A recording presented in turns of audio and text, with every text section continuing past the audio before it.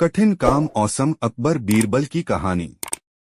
Awesome Akbar Birbal की कहानी। एक दिन बीरबल बादशाह अकबर के दरबार में देर से पहुंचे। उस दिन बादशाह को बीरबल से कोई जरूरी काम था, इसलिए उनके देर से आने पर वे कुछ नाराज हो गए। बीरबल के आते ही उन्होंने गुस्से से पूछा, बीरबल, क्या मैं जान सकता हूँ तुम्हें दरबार आने में देर कैसे हो गई? बादशाह का सवाल सुनकर बीरबल कुछ हिचकिचाते हुए बोले, हुजूर, मैं घर से निकल ही रहा था, तभी मेरा बेटा रोने लगा। मैं भला अपने बेटे को रोता हुआ छोड़कर कैसे निकल सकता था, इसलिए मैं उसे चुप कराने लगा। इसी में मुझे देर हो गई। बीरबल की बात सुनकर सारे दरबारी ठहाके लगाने लगे और आपस में कानाफूसी करने लगे। एक दरबारी बोला, वाह! हाजिर जवाबी के लिए मशहूर बीरबल के लिए एक बच्चे से निपटना मुश्किल हो गया। औसम अकबर बीरबल की कहानी। बादशाह भी हंसते हुए कहने लगे, बीरबल, मैं तो समझता था कि तुम बड़े चतुर आदमी हो, लेकिन अब यह बात साफ हो चुकी है कि मैं गलत था।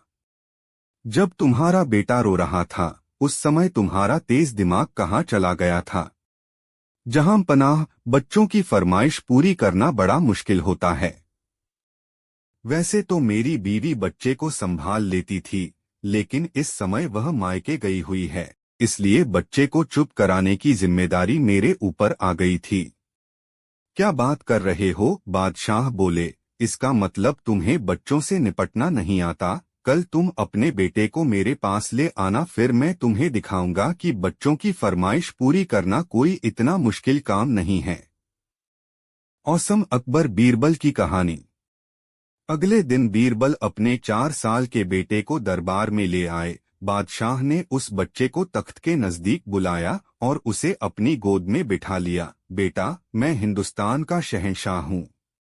तुम्हारी कोई भी फरमाइश ऐसी नहीं है जो मैं पूरी न कर सकूं। बताओ, तुम्हें क्या चाहिए? बादशाह ने बड़े प्यार से पूछा, लेकिन बच्चे का ध्यान बादशाह की बातों पर नहीं था।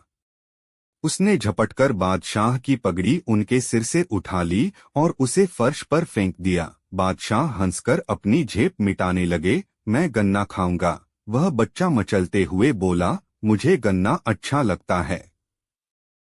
इतनी सी चीज? बादशाह हंसे। फिर उन्होंने नौकर को हुक्म दिया, तुरंत गन्ना लाकर इस बच्चे को दो। नौकर तुरंत हुक्म की तामील के लिए भागा। उसने एक गन्ना अच्छी तरह छील काट कर एक तश्तरी पर सजाया और फिर वह उस बच्चे को दे दिया। लेकिन बच्चे ने उस तश्तरी पर नजर तक नहीं डाली। वह फिर रोते रोते चिल्लाया, मुझे ये नहीं चाहिए, मुझे पूरा गन्ना चाहिए। ठीक है, ये तश्तरी ले जाओ और बच्चे को पूरा गन्ना लाकर दो। बादशाह ने नौकरों को हुक्म दिया। नौकर फिर दौड़े। इस बार वे पूरा गन्ना लेकर आए थे, लेकिन बच्चे ने उस गन्ने की तरफ भी बिल्कुल ध्यान नहीं दिया। वह फिर रोया, मुझे ये गन्ना नहीं, पहले वाला गन्ना ही चाहिए। पहले वाले गन्ने के टुकड़ों को जोड़कर फिर मुझे दो। यह सुनकर बादशाह और नौकर दोनों हैरान रह गए। बादशाह बच्चे को समझाते हुए बोले, बेटा, गन्ने के टुकड़ों को दोबारा जोड़ना मुमकिन नहीं है, तुम ये गन्ना ले लो। नहीं, आप तो कह रहे थे आपके लिए कुछ भी नामुमकिन नहीं है। गन्ने को दोबारा जोड़कर मुझे दिलाइए। बच्चा रोता ही जा रहा था। बादशाह ने बच्चे को चुप कराने की बड़ी कोशिश की, लेकिन बच्चा चुप नहीं हुआ। दरबारी भी बच्चे की मंशा पूरी करने में बादशाह को नाकाम देखकर हैरान हो रहे थे।